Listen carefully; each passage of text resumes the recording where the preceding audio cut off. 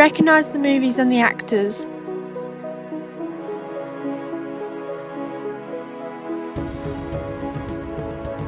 But do you know who directed them?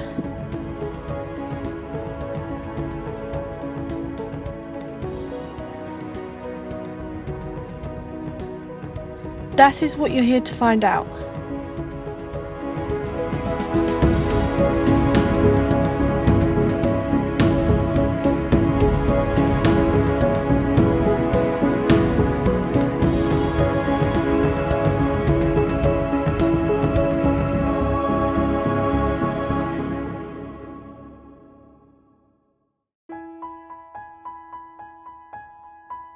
These are the people behind the cameras, the one that make the magic happen. Recognise anyone?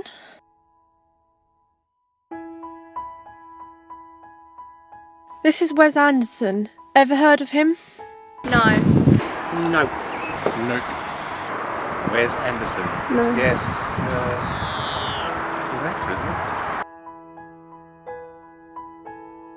he? Yeah. Yes. Yeah, I have.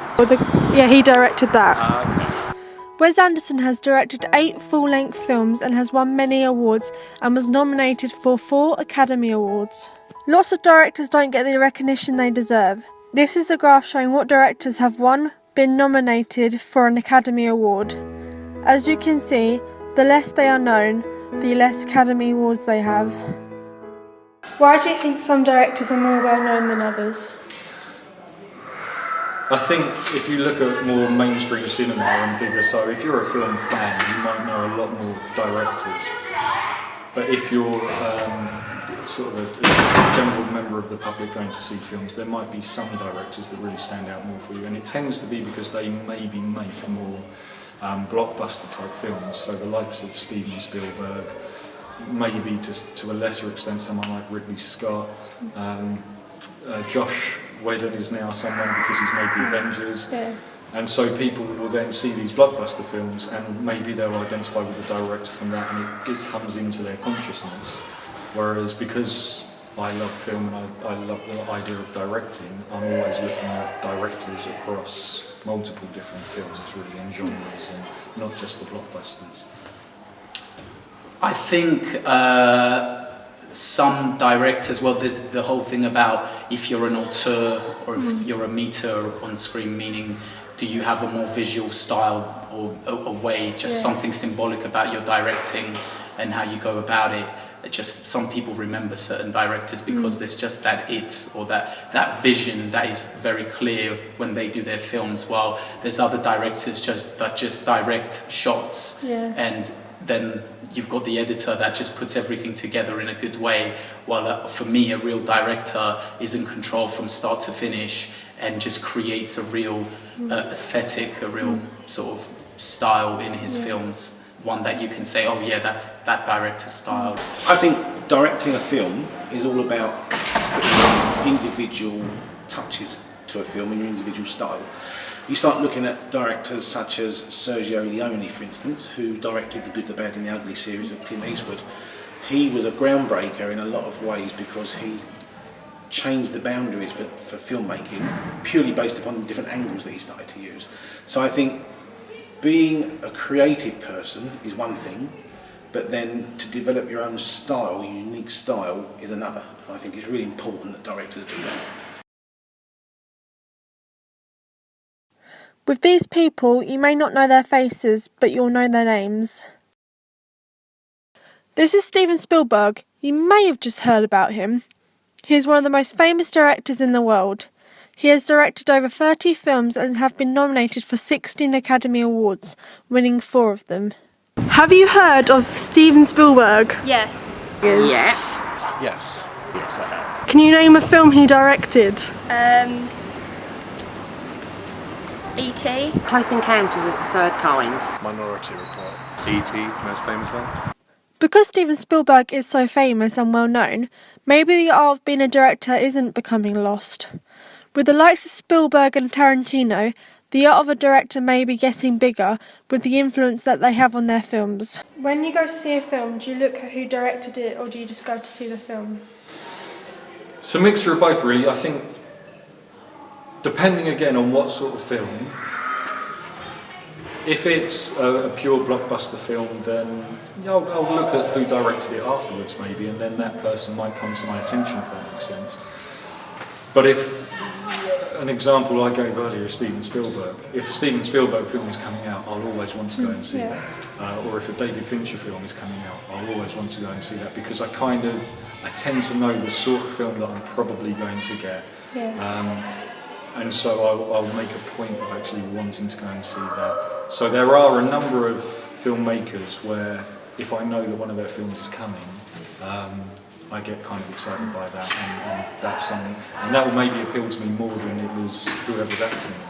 I think a lot of the times when I know who directed it, that can sort of pull me in more. However, word passes around about certain films, or if it made certain film festivals like Cannes Film Festival, if a few films made that, you just go to yourself, all right, maybe I should watch them if it made it into Cannes. So I think, yes, knowing a certain director made a film can reel me in, but also just if a film's, as I said, been in certain film festivals, or there's a hype about the film, or things like that, that can also pull you in.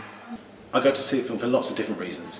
I've been in the industry for a long, long while, and just because I like a particular director doesn't necessarily mean I'm going to like that particular director's film. I go to see films because I want to be entertained, and then I'll start looking a little bit deeper as to why the film's been made. A very good example of that is the guy that directed the Nightmare Before Christmas, and that time he's got a very unique style. Tim Burton. I don't particularly like Tim Burton. I don't particularly like his style of direction. However, his films are very popular, and I think he makes films based upon the popularity of his style. I came across this website which named 10 underrated directors. Some of these directors were the person that directed Top Gun and True Romance, Tony Scott; Casablanca, directed by Michael Curtis; The Goonies and Scrooged, Richard Donner. These are some really famous films that I've just mentioned, but you might not have known who directed them until they were said. Some people think that directors are too important to the audience. According to this website, film directors take all of the credit for a film, while there are other people who also work on the film, such as writers, producers, cameramen and more. In this screenshot, it shows us that there can be up to thousands of people working on a film set. So why is it the director that gets the most attention, or do the directors deserve all the recognition that they get? Do you think directors are under pressure to conform to their style? I think, to a number of extents, yes, because of the way that business is, the film business is run. Or if you're seeing a film by a particular director, you might be expecting certain things to come out of it. But then I don't think that's always necessarily the case. So there are some directors that I've already mentioned, Steven Spielberg, David Fincher. Someone like Steven Spielberg, there was back when he made Schindler's List, no one would have imagined that the guy that made E.T. and Jaws and these very family-friendly kind of films would actually make something as mature as he did. But it was then the catalyst for him to be able to make other mature films like Amistad and Saving Private Ryan and Munich and these films. He was able to create for himself another direction where he wasn't just known for those fun films, he was then able to make adult films as well. I think once you have a certain style as a director, people expect you to stick to that style, and if you do something completely different, it might be hard to for people to accept it, But there's certain directors that always do have a vision for a film, but they don't necessarily, stick to similar aesthetics that they've had in other films. I don't know. I think there maybe is a certain pressure to stick to what you're best at. For example, Coen Brothers, they do black humor. If they went and did like this just completely weird, I don't know, what's his name? If they did like an Alice in Wonderland film, that's very much like, what's his name? Tim Burton. That's it, Tim Burton. I don't think people will see that as their film, so they will be quite critical. Quentin Tarantino is one of my favourite directors. Same.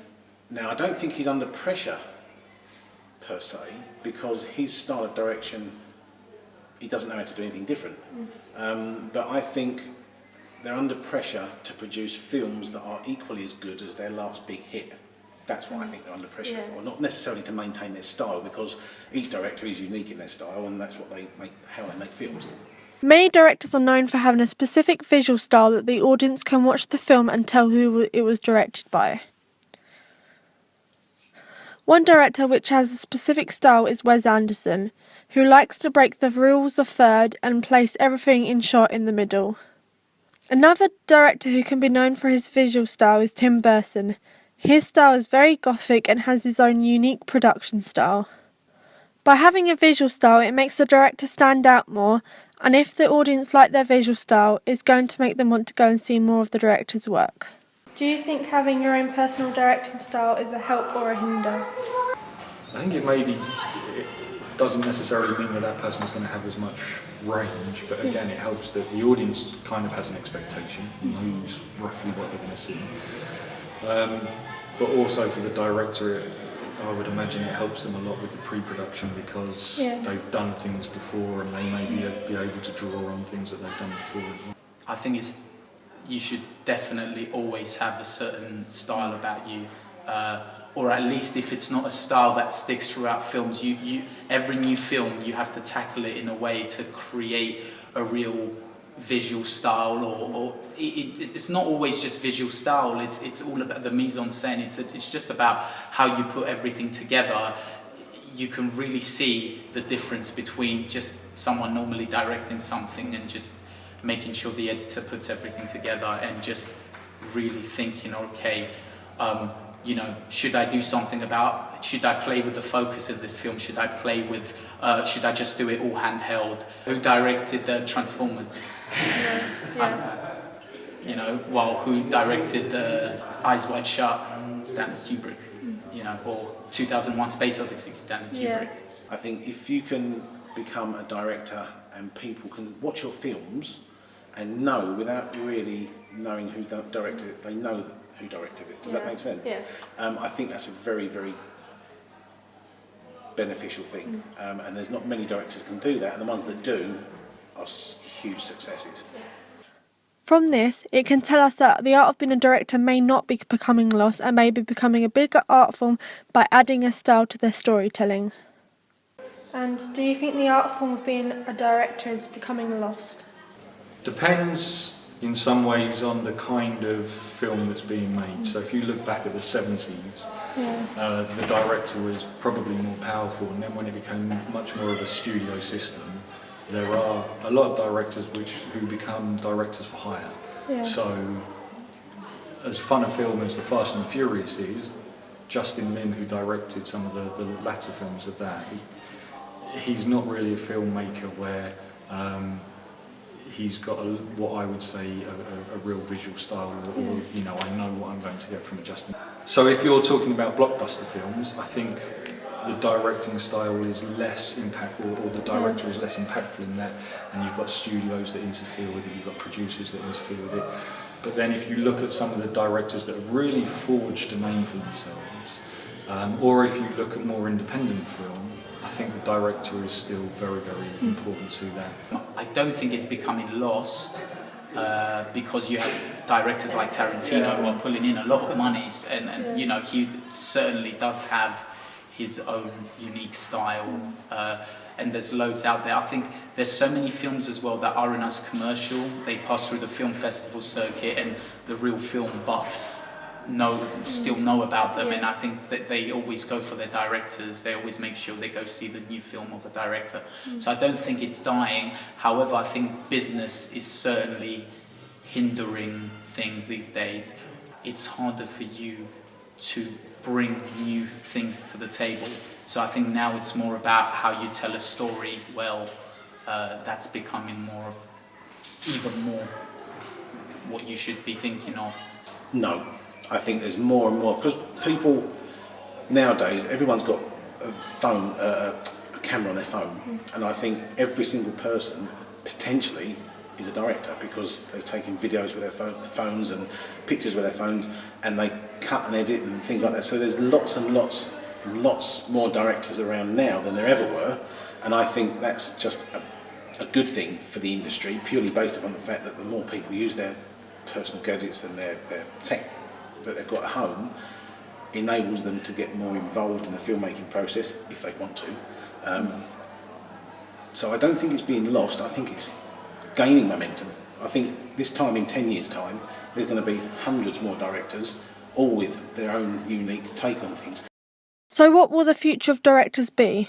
Will they keep on growing to become more respected and known, or will they start going downhill and the art of being a director will become lost? I hope that directors will continue to grow and develop, and maybe that way they can get the recognition that they deserve. Hi, my name is Max Joseph. I am a writer and director, as well as a co-host on the MTV show Catfish, and I've made a lot of short films and commercials, and I've made one feature film called We Are Your Friends with Zac Efron that came out in 2015. Okay. The first question, what inspired you to become a director?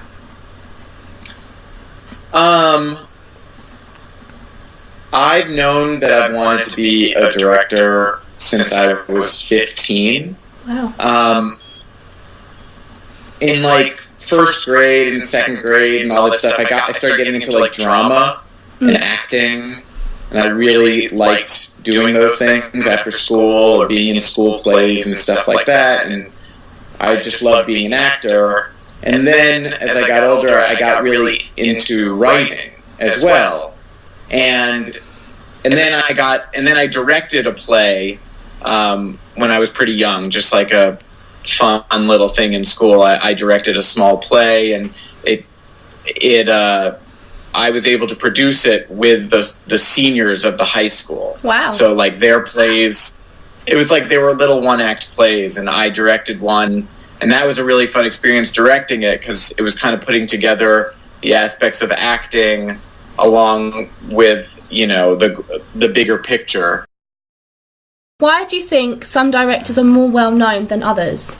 I think some directors are more well known than others for a lot of different reasons. I mean, some directors make a lot of commercial films, like a Michael Bay type of guy, who obviously does have a genius for, you know, big, complicated, expensive, visual effects heavy spectacle films. I think some people are really born with that talent, and they like making things that studios can put a lot of money behind, that get marketed really heavily, and that get distributed all over the world.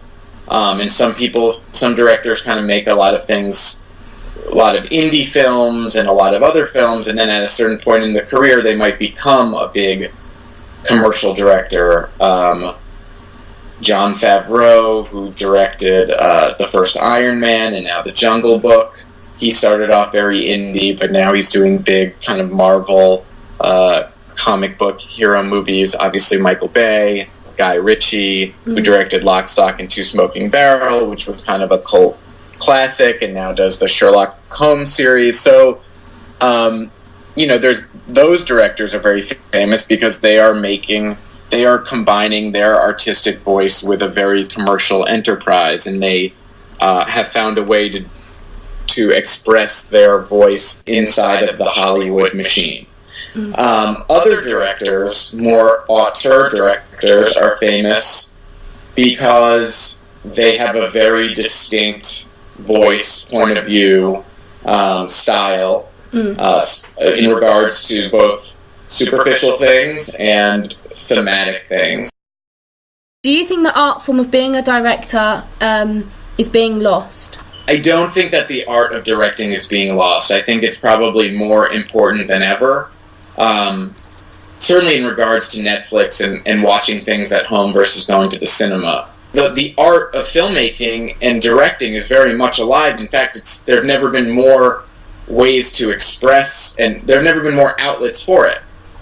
On the other hand, I do think that the art of directing a film, which involves delegating teamwork, having a producer, a director, a cinematographer, a screenwriter, actors, a production designer, a makeup person. Like, that to me is what directing is. It's literally, you are the director and there are all these people around you, and you are directing them. You are giving them a direction so that you can achieve something greater than anything you could each do individually. Art of directing is different, and I fear that maybe the art of directing is now going to be seen or considered an older craft, because it seems like the younger generation is much more interested in doing it all themselves, which is cool, but different.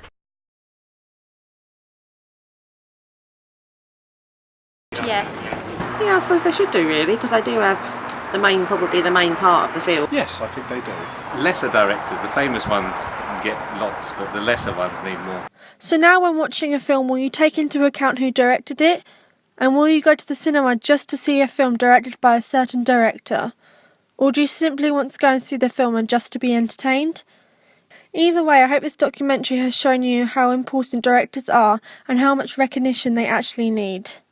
And cut.